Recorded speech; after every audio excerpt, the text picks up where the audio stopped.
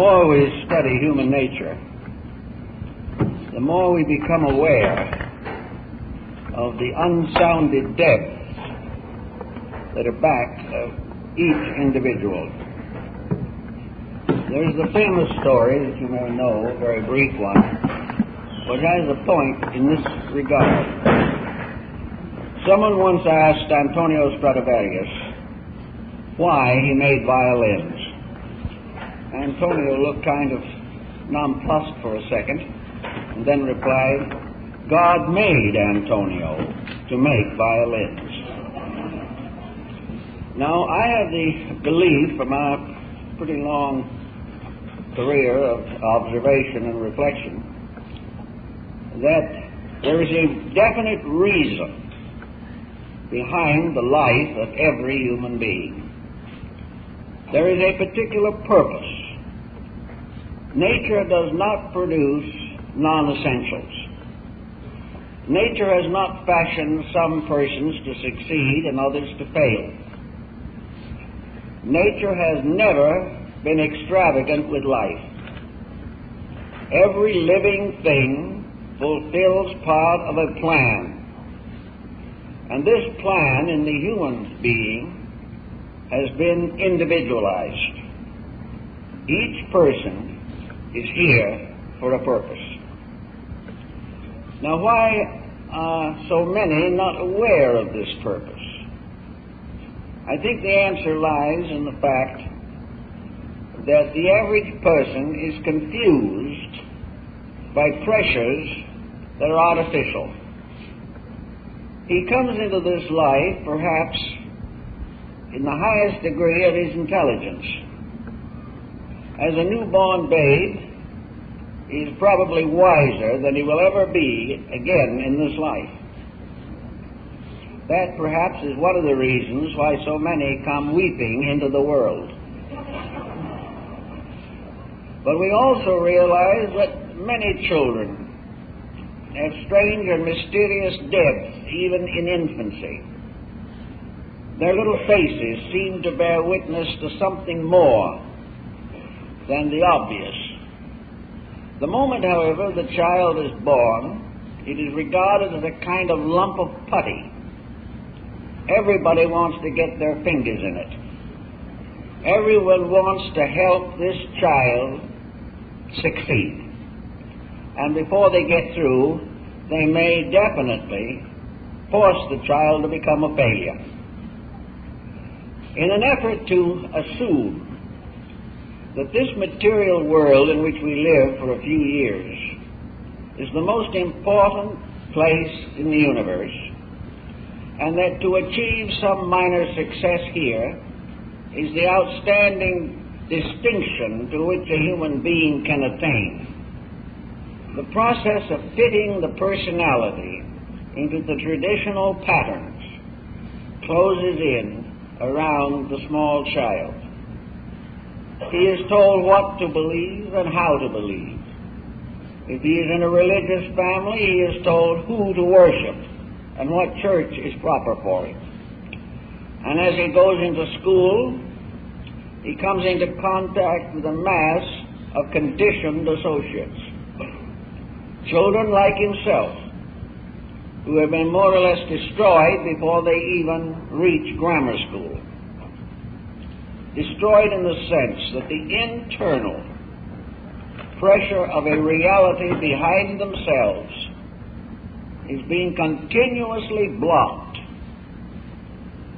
After a time, this growing person begins to assume that adjustment with the world in which he lives, adjustment in the sense of acceptance, is of the primary importance. He is exposed to all kinds of conditionings. Among others, he is taught that he must gradually accumulate an education that will enable him to make a living. He is impressed with the psychosis of success. If he is lacking in aggressive ambitions, these are stimulated if possible. And if they cannot be stimulated, it is assumed he will end up as a second-class citizen. The individual never really is encouraged to make use of his own resources. Yet behind this pressure constantly exerted upon him, there is something else, and that may be described perhaps as the will of life, the eternal reality, which is far deeper and more important than all of the various superficial levels and structures that are built upon it. The only way we can really approach this is to realize that when we have received the full conditioning of our society and have attained physical maturity, that perhaps we will be able to pause for a moment and try to find out a little more about ourselves. Usually, however, this moment of pause only comes when physical or emotional reverses break down the structure of the so-called physical, material, industrial plan for living. Nearly always a crisis, a great disappointment, a heartache, a desperate illness. These are the kinds of pressures that perhaps have been placed here to remind us that we have an individual existence, and that this existence must be given expression, or the life we are living will remain incomplete. There are very few of us who manage to get through this world without some kind of sorrow, without reverses, disillusionments, and even despairs. And these bear witness, in most cases, to the fact that we are not fulfilling the purpose for which we were created. The materialist doesn't believe there is a purpose, and therefore he is constantly contributing to a purposeless existence. His only out in this is material advancement. The individual becomes the banker, then perhaps another individual becomes the university professor, and in these achievements comes to regard his life as fulfilled. Yet in reality, he has gone through 50, 60, 70 years of physical existence and learned virtually nothing. He has not even learned to direct his energies toward the fulfillment of a universal procedure very much bigger than any material ambition can possibly be. Where are we going to equate this? How are we going to approach it? Well, perhaps one way is to study ourselves at any age, whenever the impulse first arises within us. In the midst of all the things we are doing because they appear reasonable or inevitable, sometime we can ask ourselves, what would I really want to do? If conditions permitted to be to make a completely free choice, in what direction would my natural instincts impel me? It may well be that I'm a successful lawyer, but I always wanted to be a sea captain. Another individual always wanted to be a poet, but was never able to get around to doing much more than signing checks. What would the person be if he was able to fulfill the deepest parts of his own life?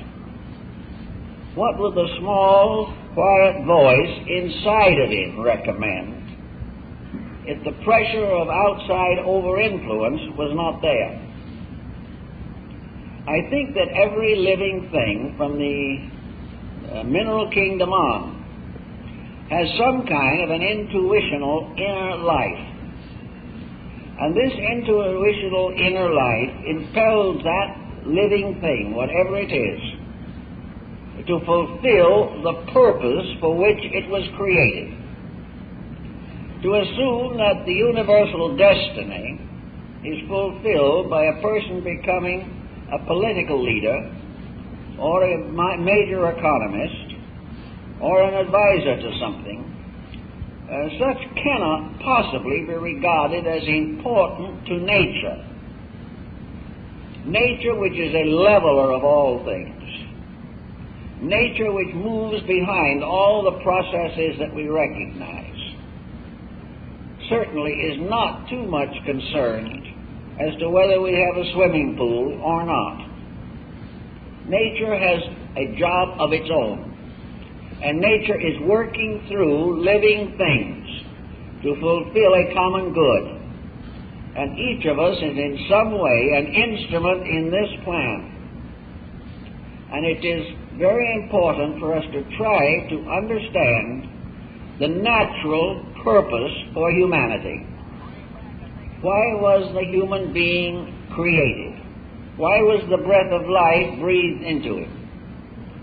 Why was he given a body such as he has? What was nature's purpose in placing him in an environmental world such as he knows? These questions are overlooked and ignored because they run contrary to our approved policies for conduct.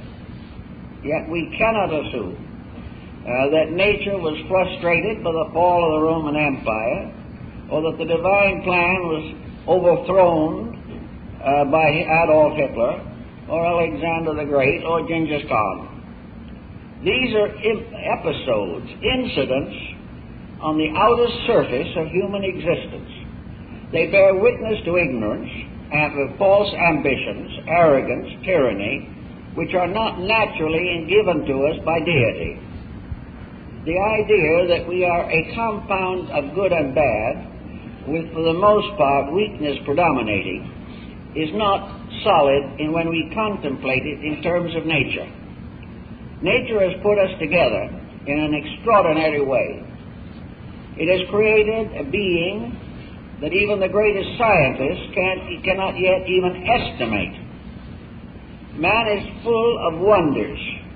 Nature has conspired to produce a miracle and called it humanity. And now the question is, what is this miracle going to produce? What is going to justify the millions of years of physical evolution that lies behind man? What is going to justify the constant unfoldment of faculties and powers? Most of them have been perverted. They have been degraded into instruments of profit. But behind the individual is a creativity that is superior to the uses that have been made of the creative instinct. Back of the individual is a resource infinitely greater than anything he ever uses. Why doesn't he use it? Well, to the most people, there is not even the realization that it exists. They've lived on the surface of themselves from the beginning and expect to end there. And having had this magnificent fabric bestowed upon them, they depart from this world with very little that they have contributed to the advancement of anything. How then does man get this incredible potential? The answer seems to be only one possible solution, and that is reincarnation. The individual is not here for the first or last time. He is here as part of a chain of embodiments. And the purpose of this chain of embodiments is the enrichment of the inner life of the individual. He has grown up through thousands of years, millions of years perhaps, of adjustment or neo-adjustment with environment. He has gradually come nearer and nearer to becoming able to use rather than abuse the circumstances that exist around him. Now, in this long procedure of rebirths, the individual has gradually matured a personal entity, an individuality. This individuality is based upon the accumulated wisdom, the accumulated experience, and to a large measure also, the accumulated wisdom which has come to him. This accumulation has resulted in a great generalization of abilities which we overlook. It does not follow that an individual like Stradivarius was a violin maker since the dawn of time, because back a little ways there were not any violins. But he was developing talents, abilities, which gradually came together to provide him with a kind of genius. And this genius to the Greeks was not a quality but a being, the genius in us. This genius is a composite, subconscious, subjective record of the totality of our experience. It does not necessarily represent a continuity, because in many instances the life of the individual is violently changed. But it is always a record of a relationship between the individual and his environment. It began perhaps in the Stone Age or earlier, but it was always a struggle on the part of the individual to attain security in a hazardous environment. We are still struggling for the same thing. But unfortunately, we are not making use of the accumulated resource of previous experience. Because it is not consciously remembered, it is ignored. And we have no way of explaining the various intuitions, hunches, feelings, pressures that do arise within ourselves. These pressures divide naturally into a number of levels. On one level, these pressures are simply the perpetuation of mistakes, which continue to pound us and annoy us until they are corrected. Another level of these pressures is imagination, intuition, the individual becoming inwardly aware of values greater than the commonplace. Most of our great teachers in philosophy and religion, the great idealists, the great sociologists, the utopians, all these people are born with a strong summation within themselves of what they have gone through in the past, why it was not sufficient, and how in the present embodiment they can make use of that which has gone before. Physically, we can say we build upon history, but there is another kind of history.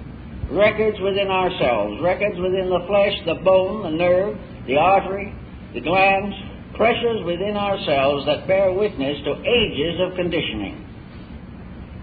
Now, it is not at all seemly that all this record, this internal achievement pattern, should be completely wasted. The fact that we do not consciously remember it is largely due to the fact that we have been taught not to consciously remember it by our environment. Some small child who precociously exhibits genius is a cause of joy to some and a cause of problems to others. We know that such things happen. We know there are people born in this world to play the piano. We know there are people who are born to paint or to write good poetry. We know there's some here that are born for sciences and philosophies, and others are, by pressure within themselves, inevitably drawn to religion. These attractions do not arise from the superficial relationships of life. We know definitely that a great variety of so-called talents come into life with us. We tried to solve all this with the law of heredity, and it did not work. We find that there is no physical heredity consistent enough to explain the peculiar genius of individuals. Many very famous and important creators have come from environments in which there was no background in any way comparable to what was attained.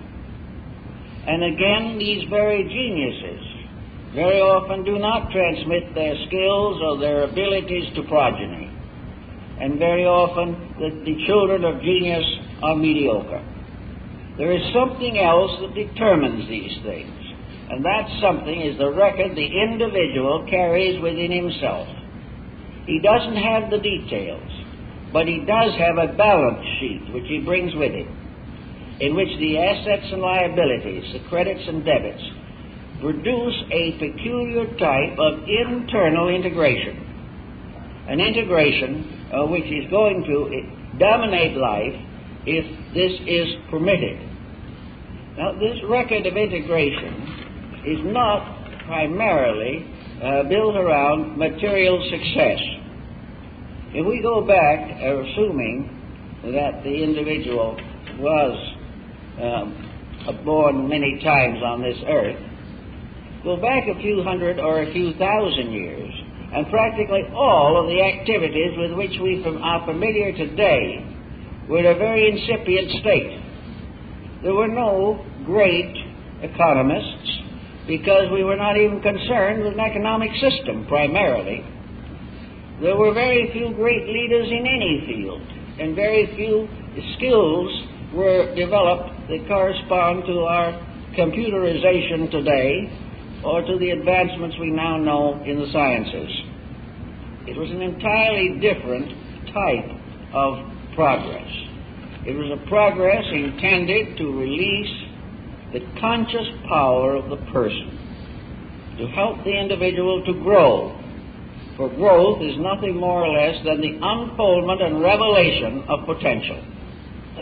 Growth is, in truth, the individual becoming slowly but inevitably that which he was destined to be in the beginning. And to fulfill this destiny, the individual has to move his levels of estimation, realizing that the institutions we have today will pass away, as did those which went before. The laws, the national integrations, the entities with which we are now familiar are part of a passing pageantry. The world will change, for nothing is changeless but change. And much of the experience that we gain today in various arts and sciences will be of comparatively little use in a different type of social integration. But the experiences of growing, the experiences of gradually unfolding inner verities through transient physical manifestations, these experiences continue to accumulate.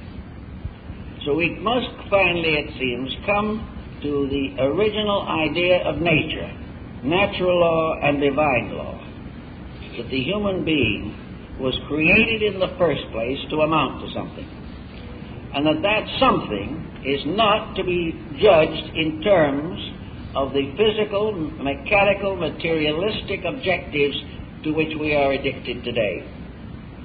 What we are really here for is part of the whole growth program of the universe itself. And every step that we take is, for instance, related to certain values within ourselves. One of these values is integrity. Now, integrity is something that naturally would express itself in the lives of most people. But integrity is gradually undermined by compromise. The individual, trying to avoid an unpleasant experience, departs from honesty. Or in order to advance his material estate, he corrupts his own morality. Or through weakness of appetites, he again compromises his personal virtues. Therefore, we have forever a struggle between integrity and compromise. Now, this struggle can go on anywhere. It can go on in a cave. It can go on in an ancient classical culture. It can go on today, and does go on, in the highly economized, mechanized civilization we know. It still remains inevitably part of human character to do it well or to compromise. But compromise is more pressureful where the advantages of compromise appear to be more desirable. But the entire story of man's morality and ethics goes back to the problem of compromise. It looks as though nature intends that we shall develop the internal strength of integrity. Integrity is a valuable thing. It is not only valuable here, but no matter what happens to our culture, it remains valuable. And what happens to us after we depart from here, integrity is one of the most important and required factors of evolution and progress. So all through thousands of years, we may have been trying to find integrity. Some people started looking for it at a very early age in the history of society. Others even begin to struggle for it only in the middle years of the present embodiment. But always nature demands it. Nature must gradually prove to us that integrity alone fulfills natural requirement. Here we have a world that could be a rather beautiful place with many opportunities. Most of the good has been compromised through lack of integrity.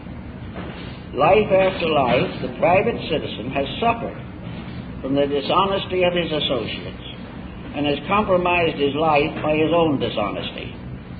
On and on this goes, and will go probably for quite a time. But each person is able to break that pattern when he realizes that it is important to do so. And the fact that conscience remains, even though it seems to be very badly undermined, reminds us strongly that the desire for integrity is innate, and the desire for compromise is impermanent and due to external pressure. Another factor that is important in the pattern of things is the emotional pressure of life. Actually, the divine plan calls for a beautiful world. It calls for a world in which people are happy, useful, and able to achieve emotional fulfillment through the proper expression of affection, friendship, cooperation, and integrities. But most people do not achieve this. They have moved the entire emotional world down into the gratification of physical appetites of one kind or another, only to discover in the end that these appetites cannot be satisfied, and that no matter what we do or how we try to achieve happiness from the outside and through the fulfillment of appetites, we remain miserable. This record is so long and so well established that it's a wonder that it has not received scientific recognition. But the fact is that the individual who tries to be happy is miserable, but the individual who tries to be right comes nearer to happiness than any other mortal can come. We have many such basic characteristics. One of these, which I think is very basic, is friendship. Most people are by instinct friendly, but by experience they have become cautious and disillusioned. Friendship is no longer a simple acceptance of the inevitable relationships of life. Actually, friendship is the basis of all cooperation in nature. Friendship is the emotion that could end war, end poverty, break down the barriers of isolation, and correct most of the neurotic pressures of the individual. But by false conditioning, the natural desire toward friendliness has been blocked. The individual has been exploited, therefore he will not give his friendship without reservation. Yet within him he wants it. Now if each of us, or even one of us, wants the basic experience of friendship, it is also true that every human being has this same basic emotion, for these pressures come with life energy itself. The energy which supports the human being is not merely a physical energy, it is a moral energy. It not only rejoices in accuracy, it rejoices in beauty. and it has discovered that accuracy and beauty are the same thing. That every relation that is constructive and normal is beautiful, and every relationship that is not beautiful or has been perverted is abnormal. But the individual does not really understand how to face into this, how to work toward the revelation of the integrities in himself. There where we come into the various disciplines that have been adapted from time immemorial, in an effort to help the person to rediscover himself, or reaffirm his own actual place in the universal plan of infinite benevolence.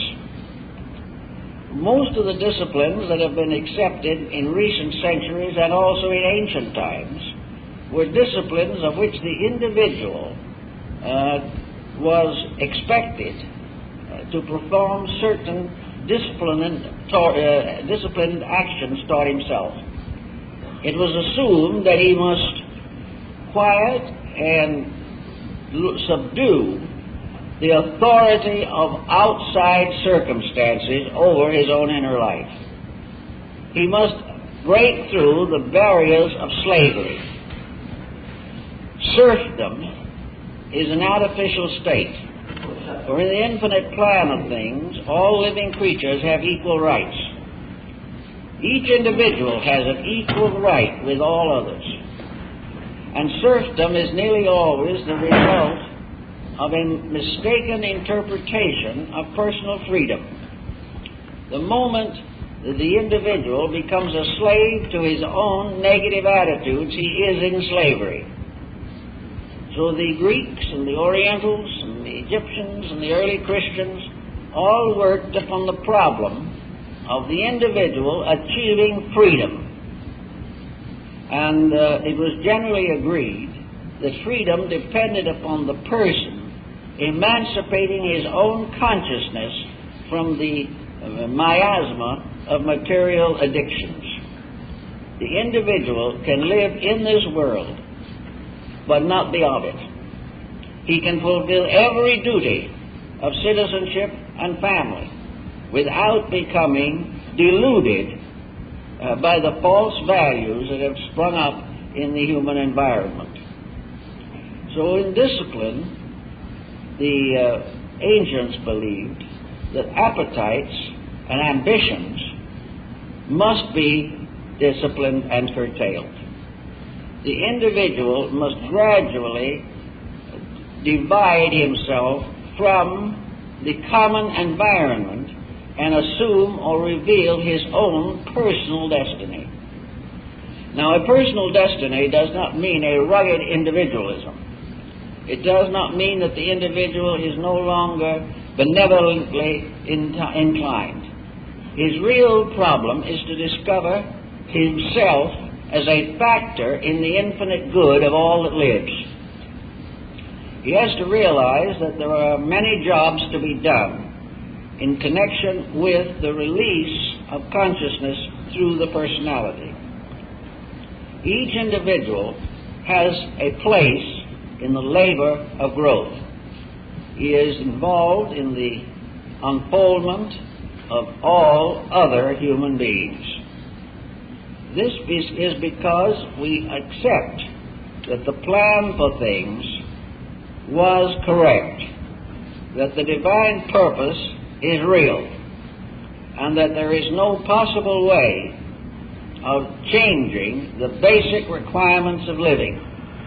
We can change our false interpretations of them with every passing day, but the truth remains that we are here to grow and to serve. And it is important and inevitable that this gradually comes to our attention. So through discipline, we gradually break away from a whole group of temptations. We begin to recognize the true relationship between the life within us, which is eternal, and the life around us, which is temporal and impermanent. And we have to reassert ourselves as citizens of eternity.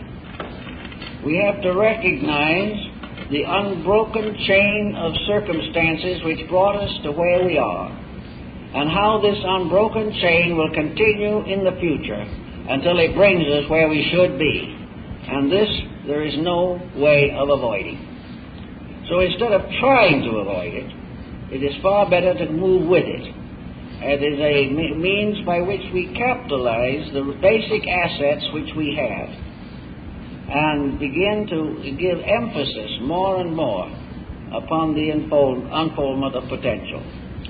Now, when we start to try to do this, we have a problem on our hands also. Namely, which way do we turn to find adequate instruction? How are we going to be sure, or reasonably sure, that any move that we make is actually in conformity with natural law? Some feel that natural law would be consummated by a completely industrialized culture. Some feel that if we reach the point finally where the world is run by robots, the human being will be free to do as he pleases. But a world run by robots will never give the individual anything to accomplish as a means of unfolding his own potential. It is a mistake for us to invent things to think for us, or to invent ways of avoiding the common learning of life. For there is much more to be learned by the individual who can make a good pair of shoes than can be learned by the individual who simply buys pairs of shoes. Everything that we do increases skills, increases and releases self-creative expression. Whereas when we turn completely to an economic purveyance of things, we lose practically all initiative. We lose the ability to meet problems. And as we are now at the moment, we live in a world of gadgets which we cannot even take care of. We have lost the skills to do the things which might have made the possessions that we have important means of helping us to grow. Today, they are merely important means of hastening us into bankruptcy, because we do not use individual initiatives. To gain a better idea of this, it is nearly always advisable for the person to try to separate his own life, separate his external existence from his internal existence, and recognize that the internal existence is the most important. It is the final victory of life over illusion. If he really, sincerely, and intensely knows that as a being he must grow, and that only that which becomes part of an unfolding consciousness is essential, that which merely exploits consciousness for utility is not essential. The older peoples, therefore, advised a kind of quiet restatement of our own intentions, of our own beliefs, our own patterns. What is the best that we know when we are quiet and do not depend upon the conditioning influence of those around us? What do we believe about things? What do we feel about them? Do we really want to live better than we do? If we really want to, it means that the changeover is very close, that the past has brought us to the point where we can make a positive decision. If we really don't care and have no particular incentives, then we have to go on with further conditioning, and nature will give it to us. If we don't know how to take care of our lives, we will lose them many times. But the life within them will ultimately learn how to live. And when this happens, the entire polarity of life is reversed. In the same way, most people have within them some creative expression. And one of the easiest ways to get at the average person's experience background in himself is through some form of creative self-expression.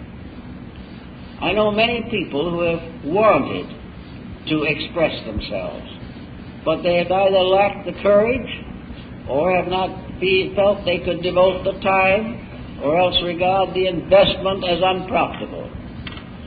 But somewhere along the line, creativity must break through. It broke through Grandma Moses when she was 100 years old. But it came. Now, there's no real reason why it has to be achieved only by centenarians. It can be achieved at the moment that a creative impulse takes precedence over some form of an economic pressure. If the individual wants to express, he opens the door between himself as a person and the source of himself as an eternal entity. So the problem of bringing out some creative, constructive manifestation is a means of producing what we might almost call maturity in the life of the individual. The person who realizes that they wish to become a nurse is becoming a servant of something. Now, sometimes the leaning to become a nurse is impelled only by good wages. This is not the answer. If the economic purpose is dominant, the individual is not creative. But if the economic problem is secondary, and the desire to serve is primary and honest, there is internal release. The same is true in every profession. There are many professions in which the great good can be done, but much of it is embarrassed and frustrated by the economic factor. The individual who becomes a doctor to help the sick is releasing inner life. The individual who becomes a doctor to get rich is not. He is again in slavery to the temporary environment in which he lives. Actually, this environment is such that it's a wonder that human beings have been deceived by it so long. The man who has accumulated the great fortune in the practice of a profession comes in the end, as all do, to giving it up. He cannot take it with him. It has no permanent value. And in many instances, he shudders at the thought of leaving it to his descendants.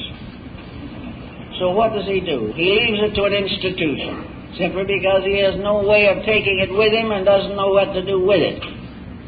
And a person who devotes his life to the creation of this dilemma has overlooked something. He has overlooked the fact that all material existence has its place. The workman is worthy of his hire. But he is not here simply to accumulate wealth at the expense of his neighbors. He is here to serve. The motto of the Prince of Wales, Ich dien, I serve, were the same words that were spoken in Wagner's opera of Parsifal when Kunri, falling at the foot of the Grail to die, says, I serve. Service is one of the great answers. And service comes in that same ray that goes into our souls to make us real. So service is the motive. If he only serves from some secondary motive, giving a day to some hospital or something of that kind because it's done, this is not the answer. The instinct to serve is a spiritual truth within man. And it comes out in the most unusual ways. There are many cases where a perfect stranger has given his life to save another one who is in great danger. No known reason. He didn't have to do it. But at the moment of a great catastrophe for another, his own inner life took over. And he was able to make this important sacrifice. A sacrifice which was perhaps the best thing he ever did. But it is to get at this level inside of ourselves that we must all labor to the very best of our ability. Another aspect of the same problem is the effort of the individual to resolve certain uncertainties in his own heart and mind. Most persons, unconditioned by ulterior or non-factual pressures, believes in deity. Even those who may consciously and intellectually deny it because of the sophistication of their environment still in their heart and soul believe. They believe there is a divine providence. They believe that there is a deity at the source of life. And for most who believe this, there is also a belief that this deity is operating through humanity on the level of human beings, and that the power of this deity is centered in the heart of every creature that has the physical structure to have this occur. And in other forms of life, this deity is present very often in the magnetic field because there is not enough organization for it to enter in and dominate. But everything in the world is dominated by this divine being. It is the power of life in us. Without it, we cannot breathe, and without using it, we cannot live correctly.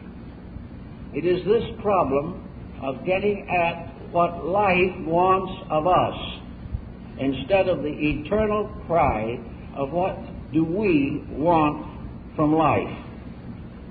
Our wants are limitless, but the wants of life itself are few. And the most important want or desire of life is to express its own purpose. And its own purpose is the highest purpose that any human being can conceive of. So we have the right to gradually work toward the recognition of a purposeful background for ourselves. We are here to prove that we are growing. We are not here to make all the mistakes we made over a period of 100,000 years. We are not here because we died on the battlefield of Troy. We are not here because we fought the great war of the Mahabharata. We are here because it is assumed that from previous lives we have learned something, and therefore are capable of living above the level of previous existences. Yet in our general appearance as we go along through, it does not seem that humanity has learned this. It does not seem that we are really aware that it is not foreordained and predestined that we make the same mistakes we always made. In a sense, to make a mistake is a rare individual privilege that we can't afford. But actually, we keep on making the mistakes. And why? Well, look into ourselves. I know a great many people who are quite nominally religious. They believe in religion. They believe in God. They worship their various saints and sages with real devotion. But when temptation comes along, they fall. The one told me once that God would have to overlook a few of these idiosyncrasies. It might be that if God sat on a throne in the heavens, he wouldn't notice some of them. But unfortunately, God is inside of us. It is a divine principle that knows everything about us, while we know nothing about it. So there is no avoiding. The damage is done to the psychic integration. The damage is done to the development of internal character. The compromises that we make are scar tissue in our soul fabric. There is no possible way of avoiding it. So it is up to the person not only to be a nominal believer in something, or to accept the idea that he should do better than he does. The great problem is that he must do better than he does, or else he will remain as he is. If he remains as he is, he will be worried to death over every political crisis that arises in international affairs. If he remains as he is, he will worry about high taxes, and he will worry about inflation and depression. If he continues as he is, he will have great anxieties about nuclear fission. He will recognize only the deficiencies in our various energy resources. He will live in an emergency until the emergency closes over him and actually destroys his body by exhaustion. If he continues as he is, he will continue to have exactly the same anxieties. Yet, if you look around a little, and I've done a little looking, you will find there are a great many people today who do not have these anxieties. Now, there are two kinds of people involved. One is the childlike person who has not yet accepted the reality of the illusion. And the other is the very wise person who has outgrown the era of illusion. These two, one through innocence and the other through virtue, have attained liberation. The small child doesn't know enough to worry. The older, wiser person has recognized the operation of a universal principle, has accepted it, and is trying to live in harmony with it, fully aware that nothing that is real can ever be destroyed, and that nothing that is unreal can ever be preserved. In the ecology around us in life, we perceive definitely how human abuse is gradually exhausting natural resource. We know that as long as the abuse continues, the resource will become more scarce. But this is actually part of the growing process. To discover these things, to accept them, to know they are true, and to live according to them is what we are here to accomplish. And the more that we accomplish in this way, the more we adjust to a larger vision of life. In a comparatively short time, we will depart from this uncertainty, and for a time at least, be no longer directly associated with the causes of our anxieties. But if we haven't solved them, we will be born again as people with anxieties. We might live in a completely utopian sphere at that time and be just as miserable as we are now. The individual who is miserable today will remain miserable until he solves the mystery of misery within himself, until he is able to build an acceptance of the plan of things and cooperate with it. If in the course of this life we do accomplish something that is really good, it may manifest a little bit right here now. And people who have, at the moment, very little incentive will find new objectives and new reasons for existence. We'll find that life is something more than trying to endure the passing of years with the full realization they're going to end one of these days. This is not life. This is not purpose. The individual will waste time so it'll pass more quickly, doesn't realize it, but he lives in a universe in which there is enough time for him to continue to make this mistake as long as he wishes to. But he will not win. In the long run, nature achieves. Because nature has put into every cell the secret of its own salvation.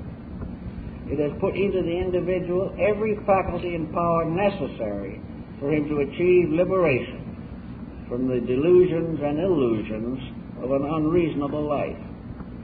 He is here essentially surrounded by a series of social disciplines also.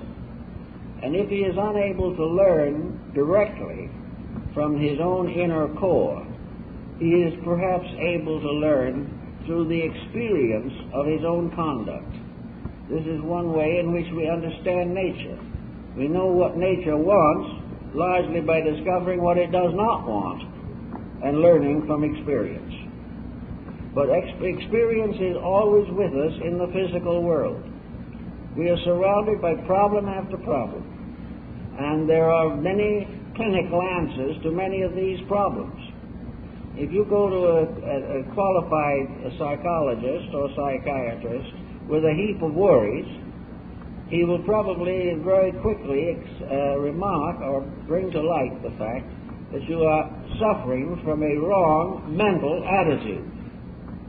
And if later this wrong mental attitude begins to interfere with the function of the body itself, your physician, realizing that your mind is wrecking your body, will send you back to some psychologist and tell him to clear it up.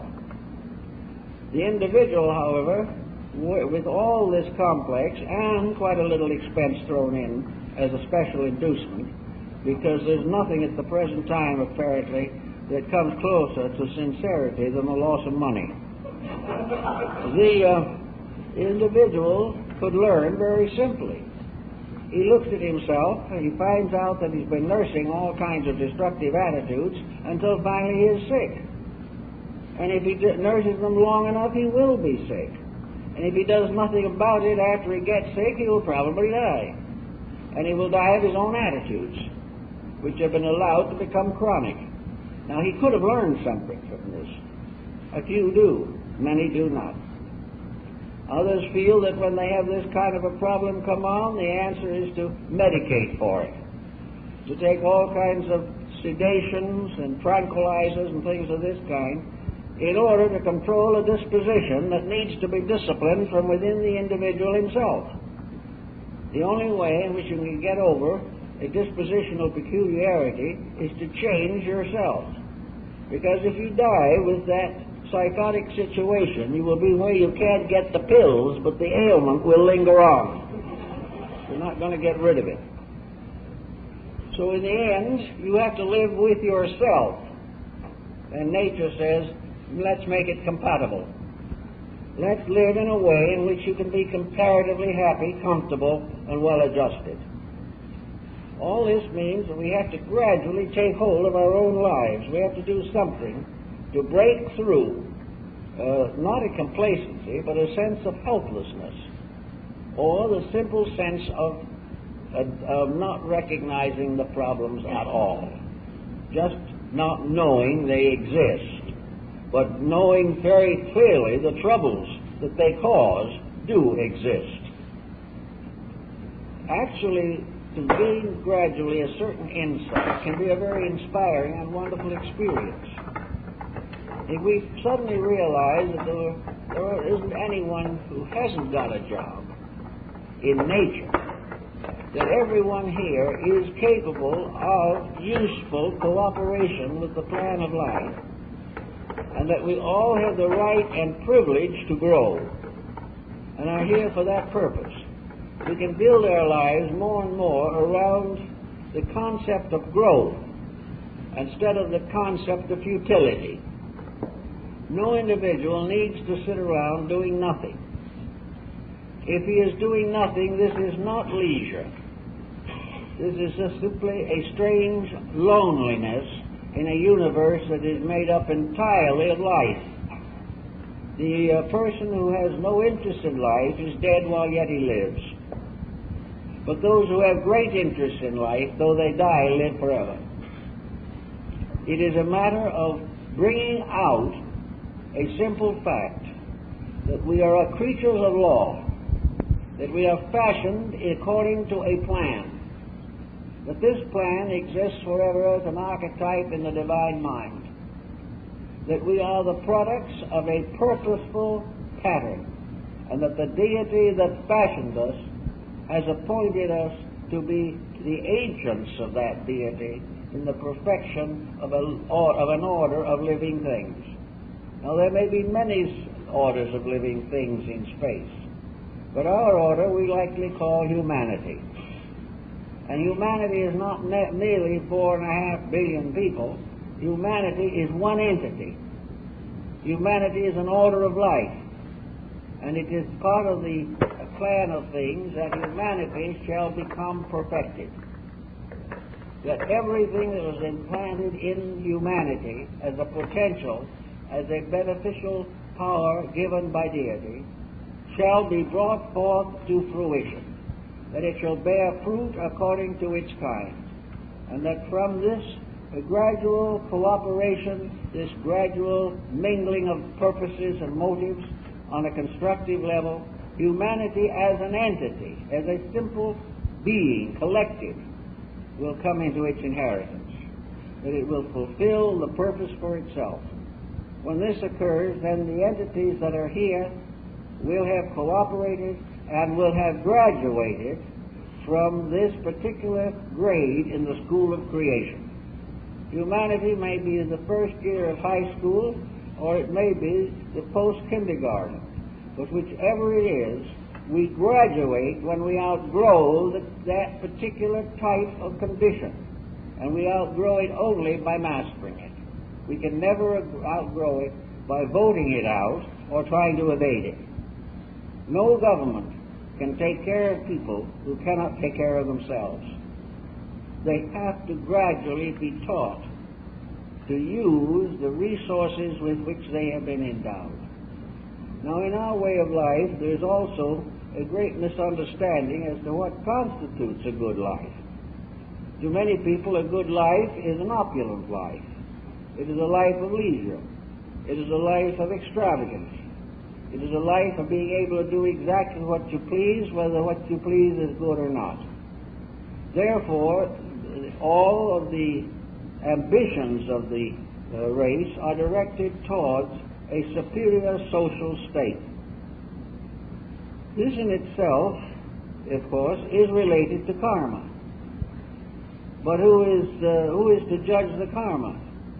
Perhaps this so-called exalted state is more or less an examination, a test. We have at some time or other earned a greater degree of security than some others have earned. So it's given to us. And having been given to us, we promptly abuse it. Therefore, we lose it again. You can never abuse anything into a permanent possession. Consequently, it is a kind of testing. Perhaps we have, through virtuous action, gained the right to certain benefits. In other words, good karma moves in on reincarnation. And the person who has done a good deed is the recipient of a good deed. And if we have achieved a certain management over lesser things, we will be given power over greater things. So it comes. And the moment we get the power over greater things, we proceed to forget our principles and abuse that power. Then, as Buddha says, who came and walked as a king will come back as a beggar. But things done and things undone. Therefore, there is no security in physical estate, nor is there any deficiency in the lack of it. It is very possible that the greatest growth will be done by people who will never even be aware of that growth as far as this life is concerned. They will be people you will never hear of, but people who conscientiously and with dedication try to fulfill the proper and reasonable responsibilities of life. By so doing, they contribute to the release of their own inner soul power. And as Gandhi once said, the great victory is the victory of soul power over brute force. Wherever we are self-centered and selfish, we belong to a level of brute function. But when we transform or transmute all the energies that we have into soul power, then we begin to live not for ourselves, but for the good of others. Gradually, by degrees, we recognize opportunities to serve. We become involved in patterns and circumstances that are a permanent good to others. And as in the case of most of the great teachers of the world, we become martyrs to the needs of others. All of these are part of a good preparation for the future. We are going to grow. We are going to fulfill the proper destiny which was assigned to us. As we grow in this way, we will find that a great archetypal pattern, Bamey speaks about these patterns. There is an archetypal pattern of humanity. It is a magnificent radiant star, a magnificent living light. And what the human being is attempting to do with all others of his kind is to fulfill this archetype, to bring it into perfect incarnation in the structure of humanity itself. It is this pattern of the perfect humanity that the divine mind projected at the very beginning. We are here to be ye perfect. And to be perfect, the individual has to perfect his own nature. The problem of perfecting is, however, not, according to nature itself, difficult. And most persons in what they might consider a better environment would do much better than they do now. But the great victory is the victory of self over circumstance. This is the sign of strength. In the ancient mysteries, the neophytes for initiation, the candidates, were tested even to the degree of physical danger. They occasionally were killed in the initiation rites because of the severity of them. Now, these rites no longer exist in the world. Many people are glad they do not. But others have also noticed with some thoughtfulness that these testings now go on the level of society. A lot of us lose our lives in attempting to achieve victory over the lower self. Everywhere there is testing, everywhere there is crisis, and only those who gradually perfect their own natures come finally to become custodians of the larger truths, to become aware in substance and certainty that which the rest of us must dream about and hope for. But the testing of the individual is inevitable. Therefore, in this time, we are really very fortunate people. We don't really think so much of that at the present time. But actually, a crisis such as we are in is definitely an initiation. It is a test, and each individual is going to react according to what he is. And each individual should note carefully his natural reaction. He should note whether or not this situation is bringing out something of his own higher understanding, or whether it is merely making him irritable and frightened. If he has no resource within himself to face change, then he should begin to search inside of himself very assiduously. He must find the victory of his own inner insight over the pressure of society. If enough people do this, of course, the social problem would be solved. But in time, enough individuals will gradually assemble so that the problems will instinctively fade away. But this will not probably be in one life or even a dozen lives. But ultimately, the changes in human reaction will result in the transformation of social structures. Society will emerge as a composite structure of a proper nature and purpose, as more and more individuals live for what they give and not for what they get.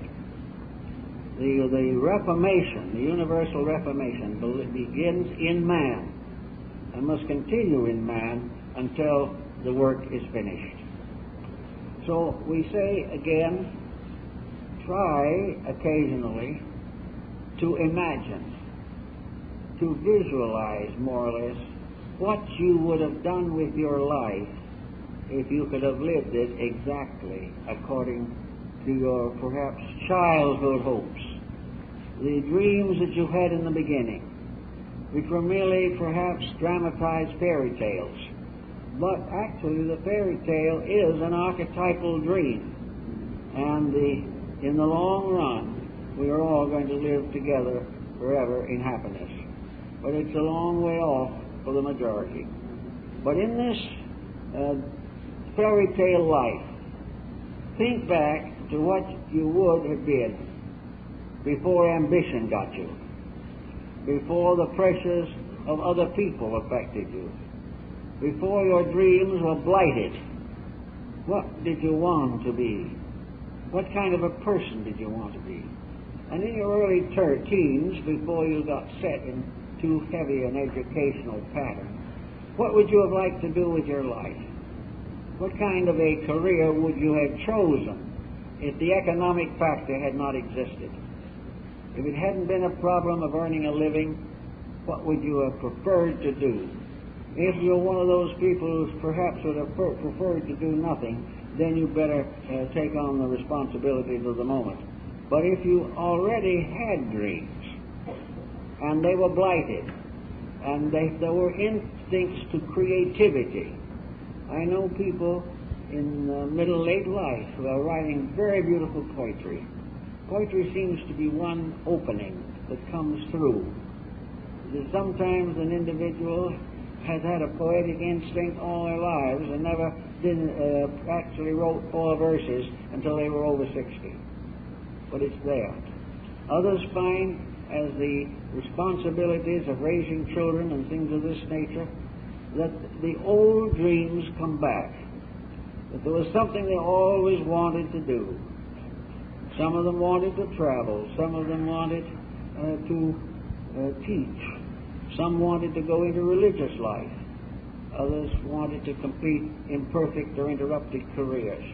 But everyone wanted to do something. And when they do that something, nearly always there's little or no satisfaction unless that something they want to do is a common service. It is something they want to share. The poet wants to share his innermost feelings with anyone who will read his poetry. The actor wants to share his reactions to the drama that he participates in. Everyone would like to have a field of expression, an expression that is worthwhile. Now, this expression may be censored by a lifetime of frustrations, and it may be that by the time we get around to it, some of the edge and ambitions of our inner lives have become quieted. But everyone can do something. Everyone can make some kind of a creative contribution. Perhaps no one will ever know about it but you.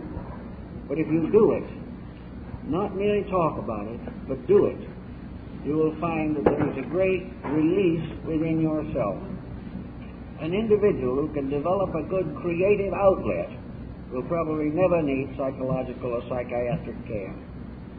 They will release from themselves, and everything that we release from these little plants, which we call our personalities, will either be flowers or fruit. And the flowers represent the simple expression of the beauty in ourselves, and the fruit represents the contribution we make to the common survival. These things can help us, but we must come to the conclusion that deity in its infinite wisdom was not interested in creating a lazy creation. It didn't want to make a world of people trying to escape responsibility and hoping to cut down working hours till they do not do anything at all. This is not the divine plan.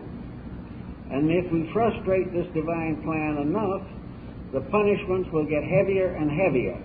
But we are going to change and we're going to learn before we get through.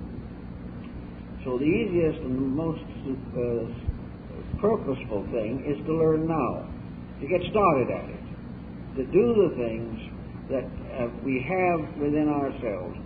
Go into your own depth and find out what's there that you could use to make a more beautiful life. That you could also find the ways of sharing life, getting over prejudices. One problem, of course, is that the prejudiced person nearly always carries many years of irritation or disillusionment or anxiety over things that may have happened so long ago that everyone else has forgotten them. But prejudice is not beautiful. Prejudice doesn't help. It only locks the individual in negatives, and it closes to the mind that is prejudiced all the beauties of the area in which that prejudice controls.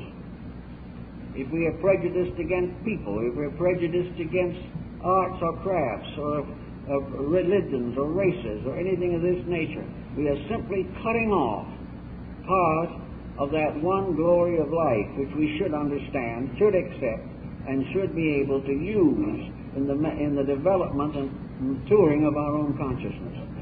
Clearing up prejudice, opinions, getting over old grudges, do anything possible to take false pressures off of your own subjective life. For it is only when the false pressures go or cease that the true pressure of the divine life within can come through.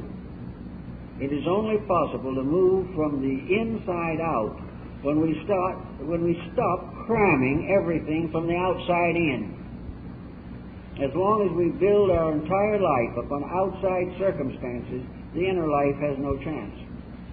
It goes along until we depart from here, and in due time it comes back with another body.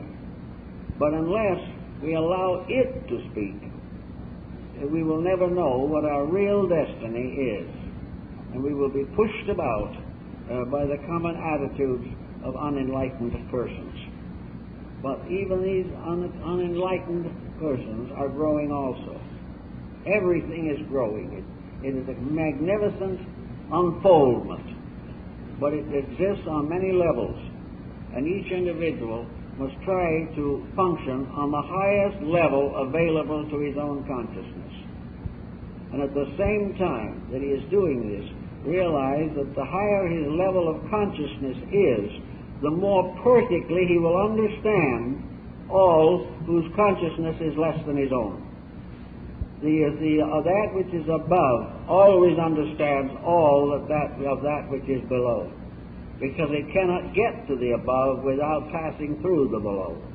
And in the basic subjective of the entity, all conditions of achievement less than our present level exist.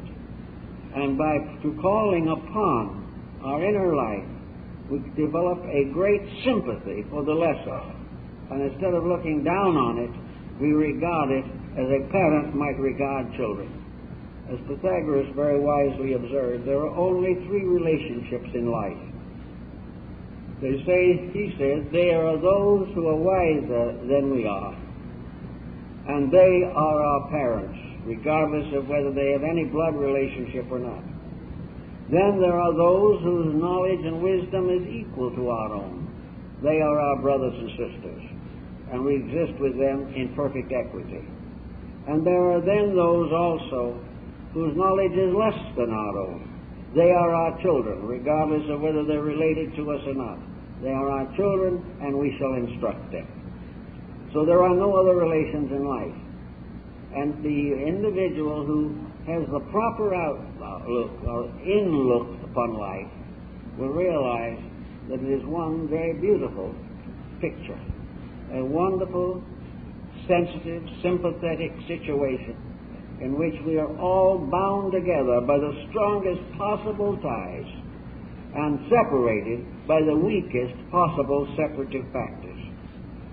As we gain more understanding and sympathy for this, I think we will find more of our place in the plan and how to cooperate with the divine purpose.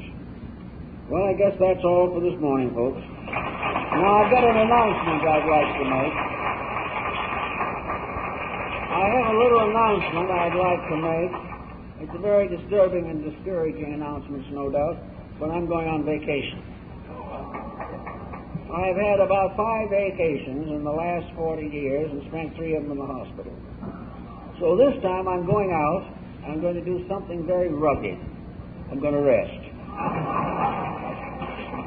So for the month of August, I won't be with you. And during that month, John Irwin, a friend of 40 years, who is now succeeded Dr. Drake as Vice President of the Society, is going to take the Sunday morning sermons or discussions. He is a very well-equipped man. He is profoundly concerned over the Jungian system of psychoanalysis. He has widely experienced in religion and also in law. And I think that you will find that he has many very interesting things to talk about, and I hope you will give him a good attention on the Sunday mornings while I am out taking it easy. In the meantime, don't forget to visit the bookshop and the various activities we have here, and I hope that you will be present each Sunday and during the month of August, because I'm sure you will find John Irwin's material highly accurate and very thoughtfully presented. So we wish for him a successful month while I am on vacation. Thank you very kindly.